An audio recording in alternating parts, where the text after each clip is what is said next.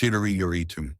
Cuando las tormentas de la vida nos envuelven y nuestras fuerzas parecen desvanecerse como hojas arrastradas por el viento, nos encontramos buscando desesperadamente un refugio, una chispa de resiliencia que nos permita no solo sobrevivir, sino alzarnos con renovado vigor. En medio de este anhelo resuena una verdad eterna, un faro de esperanza que atraviesa las sombras. Jesús en su vida terrenal no solo habló de fortaleza interior, la encarnó, mostrándonos un camino hacia la resiliencia que trasciende nuestras limitaciones humanas.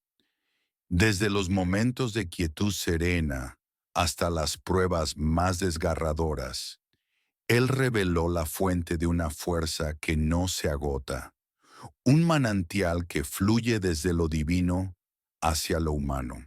Carl Jung, con su mirada penetrante hacia las profundidades del alma, escribió: Dios diseñó la máquina humana para funcionar con Él mismo. Él es el combustible que nuestros espíritus están destinados a quemar, el alimento del que nuestras almas fueron creadas para nutrirse. No hay otro. Estas palabras nos invitan a mirar más allá de nosotros mismos, a reconocer que nuestra verdadera fortaleza no reside en nuestra voluntad aislada, sino en aquel que nos dio el ser. A través de su vida, sus palabras y sus actos, Jesús nos legó 6 secretos poderosos, como llaves forjadas en el crisol de su existencia, que nos guían para enfrentar las tormentas con fe, confianza y obediencia a Dios. Estos no son meros consejos ni enseñanzas abstractas, son principios vivos, destilados de su experiencia, que nos llaman a explorar las cavernas de nuestro espíritu, a confrontar nuestras sombras y a emerger transformados, más fuertes, más enteros. Hoy nos adentraremos en estos secretos, desentrañando cómo nos empoderan para soportar y superar las pruebas más duras de la vida. Secreto 1. Confianza absoluta en Dios. El primer secreto que Jesús nos ofrece es la confianza absoluta en Dios, una entrega total que trasciende las fragilidades humanas y se ancla en lo eterno. Este principio se manifestó con claridad cristalina en el desierto, donde Jesús enfrentó las tentaciones tras 40 días y noches de ayuno. Mateo 4:1-11. Imagina la escena: un hombre agotado, hambriento, reducido a su esencia más vulnerable tras un ayuno prolongado. En ese estado el diablo se acercó, oliendo la debilidad humana como un depredador acecha a su presa. Si eres el Hijo de Dios, le dijo, di que estas piedras se conviertan en pan. La tentación era astuta: apelar al instinto básico de supervivencia, al deseo inmediato de aliviar el sufrimiento físico. Pero Jesús respondió con una autoridad que cortó como una espada. Escrito está: no solo de pan vive el hombre, sino de toda palabra que sale de la boca de Dios. Mateo 4:4. Esta no fue una mera recitación de las Escrituras. Fue un acto de fe viviente, una declaración de que la confianza en Dios supera cualquier necesidad terrenal. En ese momento de hambre, cuando el cuerpo clamaba por sustento, Jesús no miró lo visible, las piedras, el pan que podría haber creado con un pensamiento. Fijó su mirada en lo invisible, en la palabra que sostiene el cosmos. Nos enseña que nuestras mayores fragilidades, esos instantes en que nos sentimos al borde del abismo, son precisamente el terreno donde nuestra confianza debe arraigarse más profundamente. Cuando el mundo nos susurra soluciones rápidas, cuando las sombras nos tientan a depender de nosotros mismos, Jesús nos muestra que la resiliencia brota de esperar en el Señor, de depositar nuestra fe en aquel que trasciende lo tangible. Jung capturó esta verdad cuando dijo: tu visión se aclarará solo cuando mires dentro de tu propio corazón. Quien mira afuera sueña, quien mira adentro despierta. Jesús despertó a esta realidad en el desierto y nos invita a hacer lo mismo. Esta confianza absoluta no fue un evento aislado, fue el latido de su vida. En las tormentas, como cuando calmó el mar de Galilea, Mateo 8, 23, 27, y en las traiciones que enfrentó, su fe estaba anclada en la soberanía del Padre. En Juan 6:38 proclama: porque no he venido a hacer mi voluntad, sino la voluntad del que me envió. Aquí vemos que confiar no es pasivo, es un alineamiento activo, una entrega de los deseos propios a un propósito mayor. En el desierto, el diablo lo llevó al pináculo del templo y lo tentó nuevamente. Si eres el Hijo de Dios, tírate abajo, pues escrito está que los ángeles te sostendrán. Pero Jesús respondió: también está escrito, no pondrás a prueba al Señor tu Dios. Mateo 4:7. No buscó pruebas ni señales para afirmar su identidad. Su confianza era un pilar inamovible, una roca que no necesitaba demostración. ¿Qué nos enseña esto en nuestras propias vidas? Que no necesitamos evidencias visibles para creer que Dios está en control. A menudo, frente a la adversidad, queremos tomar las riendas, resolverlo todo con nuestras manos, buscar soluciones inmediatas que apaguen el fuego del momento. Pero Jesús nos muestra otro camino. Confiar es soltar el timón, es creer que Dios conoce lo mejor para nosotros, incluso cuando el horizonte está envuelto en niebla. Isaías 40:31 lo proclama con una poesía que eleva el alma. Mas los que esperan en el Señor renovarán sus fuerzas, volarán alto con alas como de águilas, correrán y no se fatigarán, caminarán y no desmayarán. Esta renovación no surge de nuestro esfuerzo solitario, sino de la entrega a aquel que sostiene el universo en sus manos. Jung lo expresó con una claridad que resuena. El hombre que no ha pasado por el infierno de sus pasiones no las ha superado nunca. Confiar en Dios es atravesar ese infierno, no con nuestras fuerzas, sino con las suyas, emergiendo no como víctimas, sino como victoriosos. Las Escrituras están llenas de ecos de este principio. David enfrentó al gigante Goliat no por su destreza física, sino por su confianza en el Dios que lo guiaba. En 1 Samuel 17:45 declara: tú vienes contra mí con espada, lanza y jabalina, pero yo vengo contra ti en el nombre del Señor Todopoderoso, el Dios de los ejércitos de Israel, a quien has desafiado. Su fuerza no estaba en su armadura ni en su habilidad, estaba en su fe inquebrantable. Así también nosotros, frente a nuestros propios gigantes, deudas abrumadoras, enfermedades implacables, crisis que desgarran el alma, debemos recordar que nuestra resiliencia no depende de nuestra capacidad para resolverlos, sino de nuestra confianza en aquel que todo lo puede. Proverbios 3, 5, 6 nos exhorta con una sabiduría que trasciende generaciones. Confía en el Señor con todo tu corazón y no te apoyes en tu propia prudencia. Reconócelo en todos tus caminos y Él enderezará tus sendas. Esta entrega total implica aceptar que no siempre comprenderemos los designios de Dios. Cuando Lázaro murió, muchos cuestionaron por qué Jesús no llegó a tiempo para sanarlo. Pero Él, confiando en el plan del Padre, dijo: esta enfermedad no terminará en muerte, sino que es para la gloria de Dios, para que el Hijo de Dios sea glorificado por ella. Juan 11:4. Y en el momento perfecto, Lázaro resucitó, mostrando que la confianza en el tiempo y los planes de Dios siempre conduce a algo mayor de lo que nuestra mente limitada puede concebir. Confiar en Dios es un proceso vivo, una renovación que se teje día a día. En Filipenses 4, 6, 7, Pablo nos urge: no se inquieten por nada, más bien, en toda ocasión, con oración y ruego, presenten sus peticiones a Dios y denle gracias.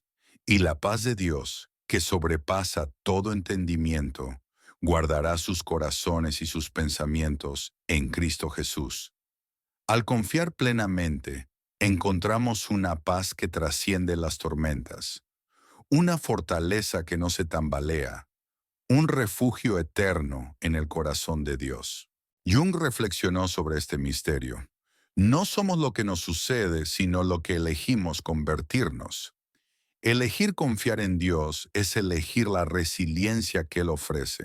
Secreto 2. Orar constantemente.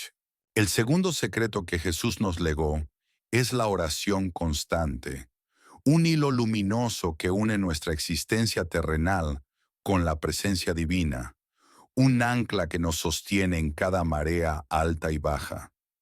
No fue solo una enseñanza que impartió a sus discípulos, fue un ritmo que marcó su vida, una práctica que vivió con una intensidad que aún resuena en nuestras almas.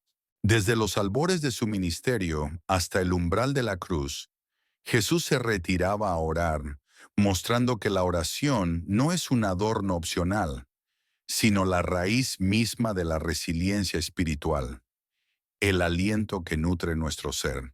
Un ejemplo sublime de este principio se encuentra en el huerto de Getsemaní, narrado en Mateo 26, 36, 46.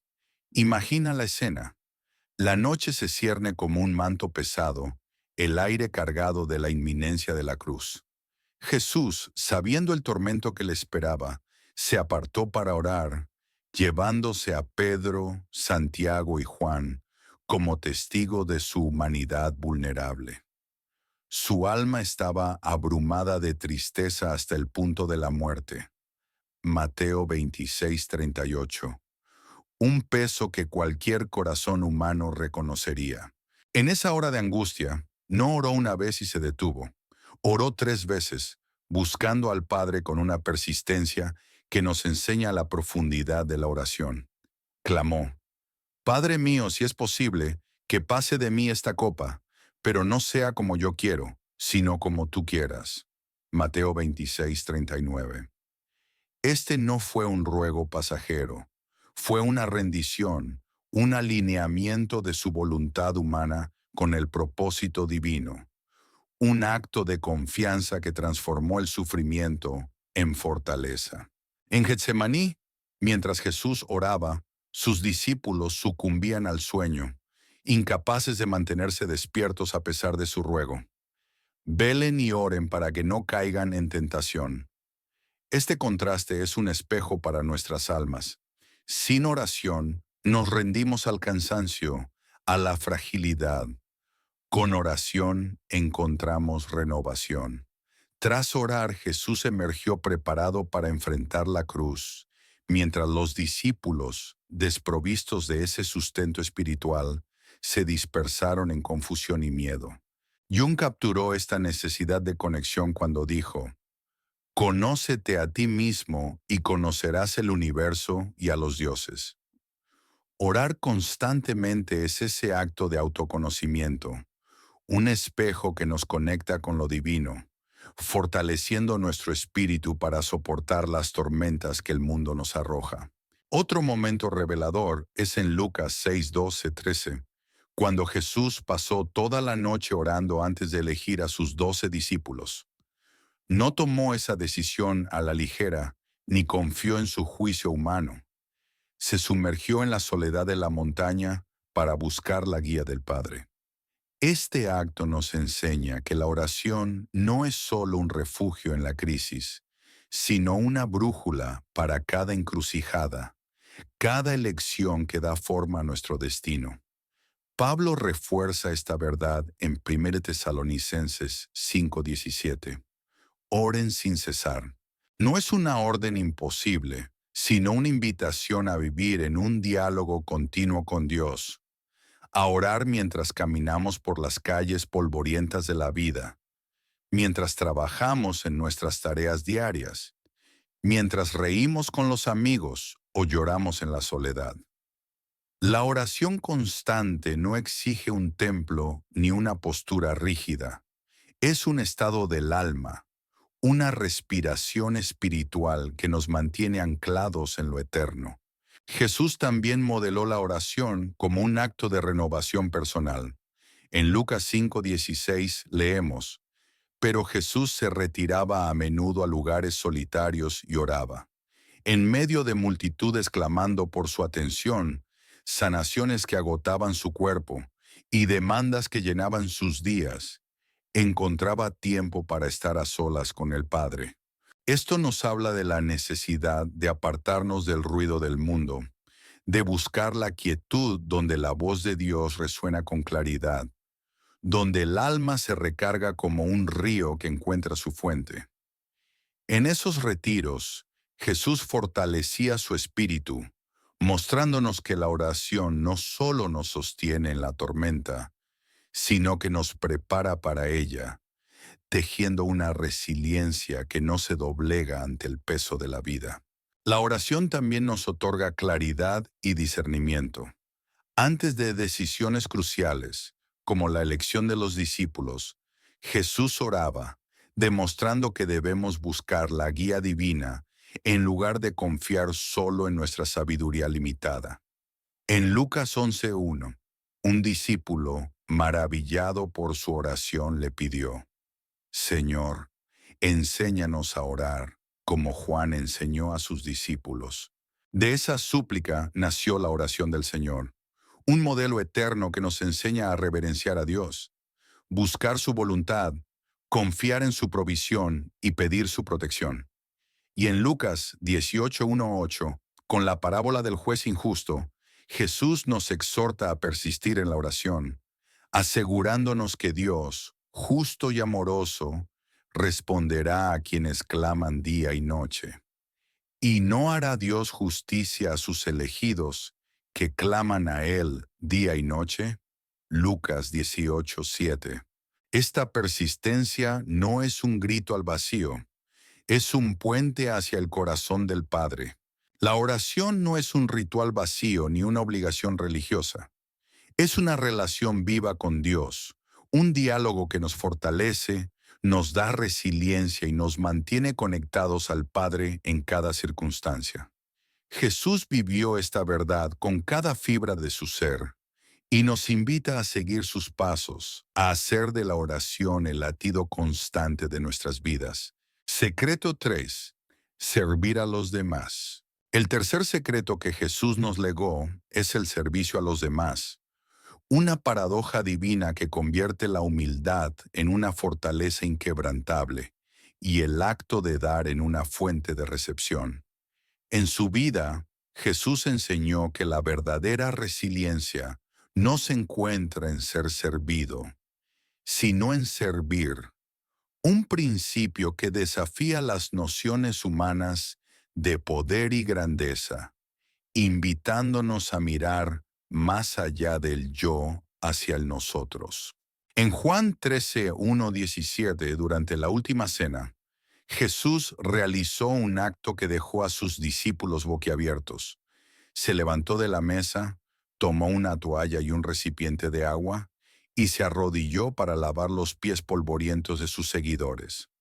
Pedro, confundido y resistiendo, exclamó: ¿Tú, Señor, lavarme los pies?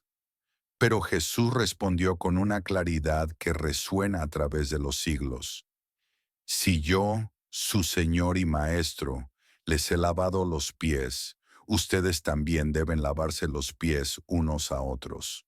Les he dado ejemplo para que hagan lo mismo que yo he hecho. Juan 13:14-15. Este no fue un gesto de humillación ni una muestra de debilidad. Fue una revelación de poder interior. Jesús, el Hijo de Dios, no se sintió disminuido al arrodillarse ante sus discípulos. Su confianza en su identidad divina, su conexión con el Padre, le permitió servir sin reservas, mostrando que la verdadera grandeza no reside en dominar, sino en elevar a otros. En Marcos 10:45 él declara, porque ni siquiera el Hijo del Hombre vino para ser servido, sino para servir y dar su vida en rescate por muchos. Su misión no buscó gloria terrenal ni comodidad personal. Se volcó en la redención de la humanidad, un servicio que culminó en el sacrificio supremo de la cruz. Jung reflexionó sobre esta dinámica cuando dijo, el encuentro entre dos personalidades es como el contacto de dos sustancias químicas. Si hay alguna reacción, ambas se transforman. Servir a los demás nos transforma, fortaleciendo nuestro espíritu al conectarnos con lo divino a través de los otros. El servicio desplaza nuestra mirada de nuestras propias cargas hacia las necesidades de quienes nos rodean. Y en ese movimiento encontramos una renovación que trasciende el egoísmo. Cuando ayudamos a otro, cuando extendemos una mano en medio de nuestra propia tormenta, descubrimos una fuerza que no sabíamos que poseíamos. Pablo lo expresa con belleza en Gálatas 6, 9, 10. No nos cansemos de hacer el bien, porque a su tiempo cosecharemos si no desmayamos.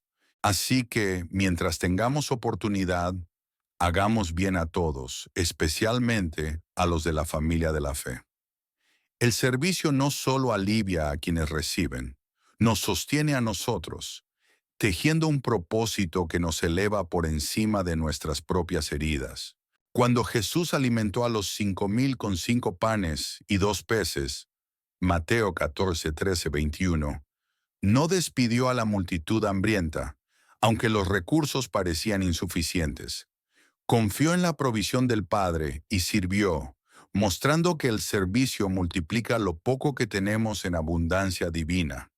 Este milagro nos enseña que servir, incluso en nuestra escasez, nos conecta con el poder de Dios, transformando nuestra pobreza en plenitud. Filipenses 2, 3, 4 nos exhorta. No hagan nada por egoísmo o vanidad. Más bien, con humildad, consideren a los demás como superiores a ustedes mismos. Que cada uno no busque solo sus propios intereses, sino también los de los demás. El servicio nos humilla, pero en esa humildad hallamos una resiliencia que el orgullo nunca podría ofrecer. Una fortaleza que crece al dar sin calcular el costo. Jesús también nos enseñó a servir sin esperar recompensa. En Lucas 6:35 dice, amen a sus enemigos, hagan bien y presten sin esperar nada a cambio. Este servicio desinteresado es resiliencia en su forma más pura. Dar sin condiciones, liberándonos de la necesidad de reconocimiento o retribución. En Mateo 25:40, Jesús revela una verdad que sacude el alma. Les aseguro que todo lo que hicieron por uno de estos hermanos míos más pequeños, lo hicieron por mí. Servir a los necesitados, al hambriento, al sediento, al extraño, es servir a Cristo mismo, un acto que nos une a Él y fortalece nuestro espíritu en un vínculo eterno. El servicio nos prepara para enfrentar las adversidades con valentía, enseñándonos a vivir más allá de nosotros mismos. En Mateo 20, 26, 21, Jesús dice, el que quiera ser grande entre ustedes debe ser su servidor, y el que quiera ser el primero debe ser su esclavo. Así como el Hijo del Hombre no vino para ser servido, sino para servir. Esta inversión de valores nos da una fuerza que el mundo no comprende, una que brota del acto de bendecir a otros. Hebreos 6:10 nos asegura, Dios no es injusto, no olvidará el trabajo de ustedes ni el amor que le han mostrado al ayudar a su pueblo. El servicio siembra semillas eternas y su cosecha nos sostiene, dándonos una visión a largo plazo que trasciende el ahora. Secreto 4. Tener fe en tiempos difíciles. El cuarto secreto que Jesús nos dejó es tener fe en tiempos difíciles. Una confianza inquebrantable que nos sostiene cuando el mundo parece desmoronarse. En su caminar terrenal, Jesús demostró que la fe no es un lujo para los días soleados, sino un ancla en las tormentas más feroces. Un ejemplo poderoso de esto ocurrió en el mar de Galilea, Mateo 8, 23, 27. Imagina la escena. Jesús y sus discípulos cruzan el lago en una barca cuando una tempestad estalla con furia. Las olas azotan, el viento ruge y la embarcación parece a punto de hundirse, mientras los discípulos, aterrorizados, claman, «Señor, sálvanos, vamos a ahogarnos». Mateo 8:25. Jesús duerme plácidamente en la popa. Al despertarlo, Él los reprende con calma. ¿Por qué tienen tanto miedo, hombres de poca fe?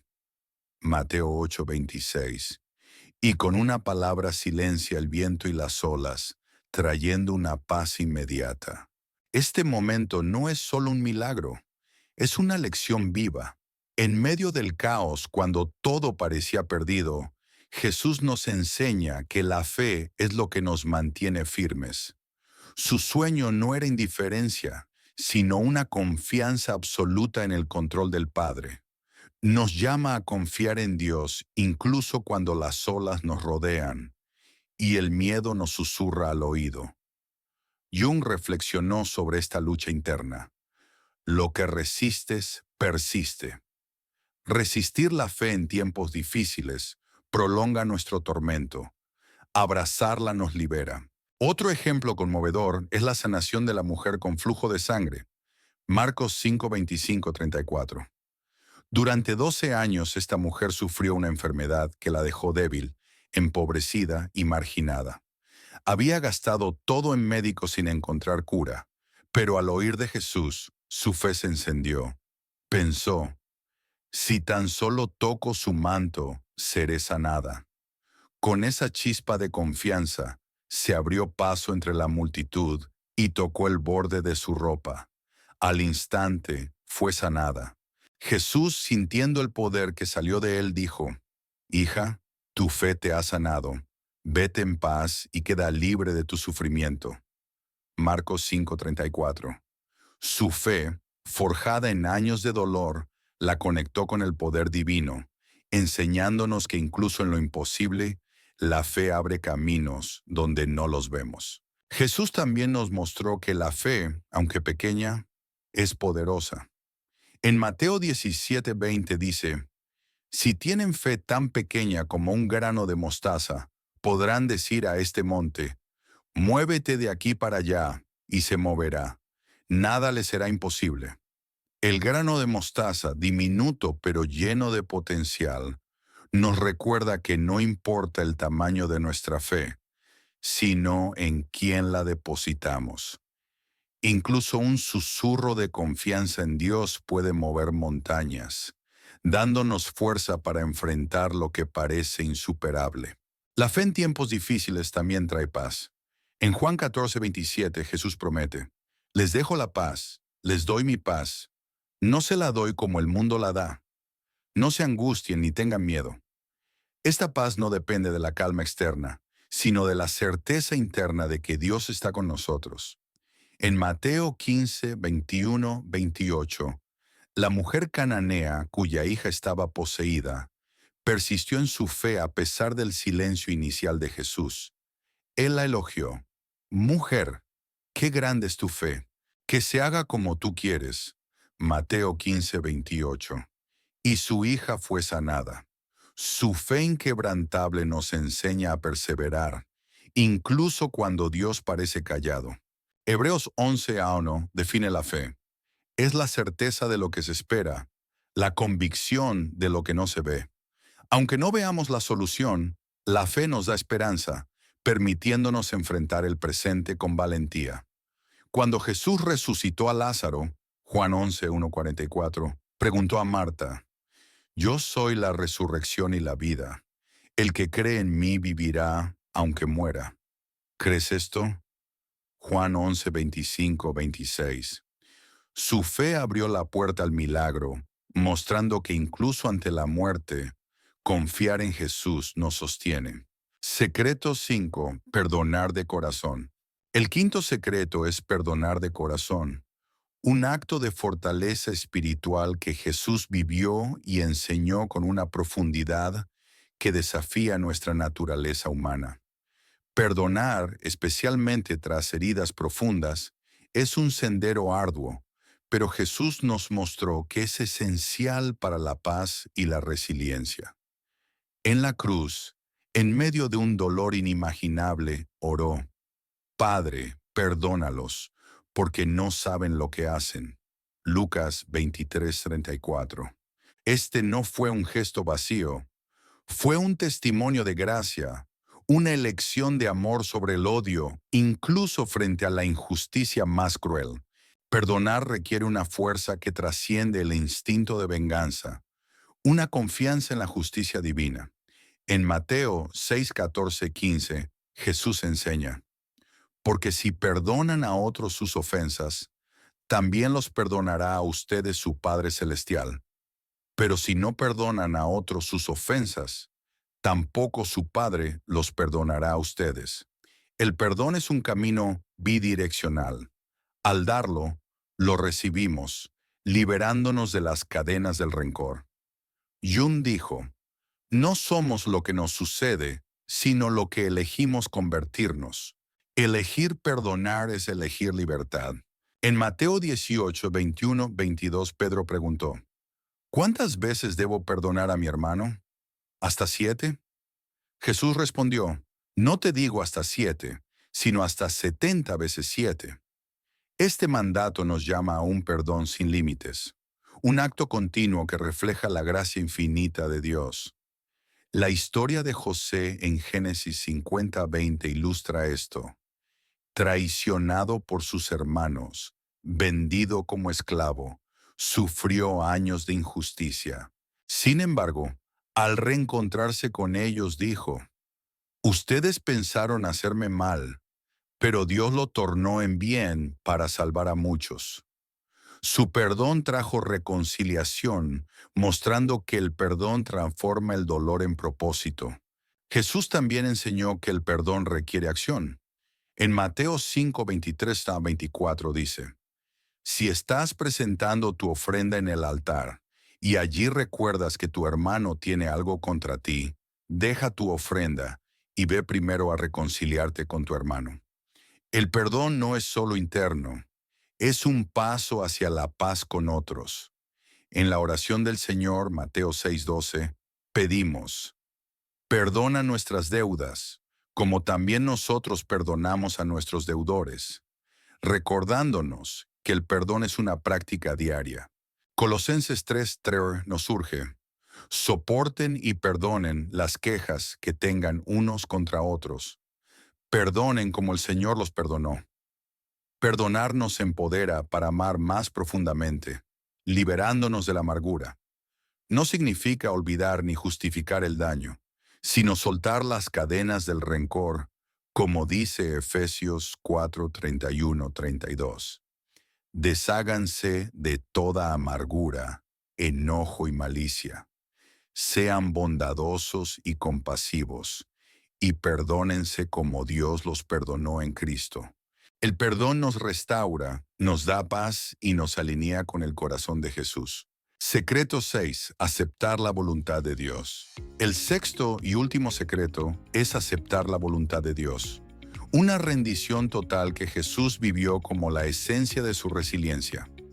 En el huerto de Getsemaní, Lucas 22:42, enfrentando la cruz, oró: Padre, si quieres, aparta de mí esta copa, pero no se haga mi voluntad, sino la tuya. Este clamor refleja la lucha humana contra el sufrimiento y la victoria de la obediencia divina. Aceptar la voluntad de Dios no niega el dolor, lo transforma en propósito. La historia de Abraham, Génesis 22:1-19, encarna esto. Dios le pidió sacrificar a Isaac, su hijo prometido. Abraham obedeció sin cuestionar, confiando en un plan que no comprendía. En el último momento, Dios proveyó un cordero, mostrando que la fe en su voluntad trae provisión. Proverbios 16:9 dice: El corazón del hombre traza su rumbo, pero el Señor dirige sus pasos. Aceptar su voluntad es soltar nuestras expectativas, confiando en su sabiduría. En Mateo 14, 22, 33, cuando Pedro caminó sobre el agua, su fe lo sostuvo hasta que miró las olas y dudó. Jesús lo rescató preguntando: ¿por qué dudaste? Aceptar la voluntad de Dios requiere mantener los ojos en Él, no en las tormentas. Salmo 27:14 nos anima: espera en el Señor, ten buen ánimo y esfuérzate, y espera en el Señor.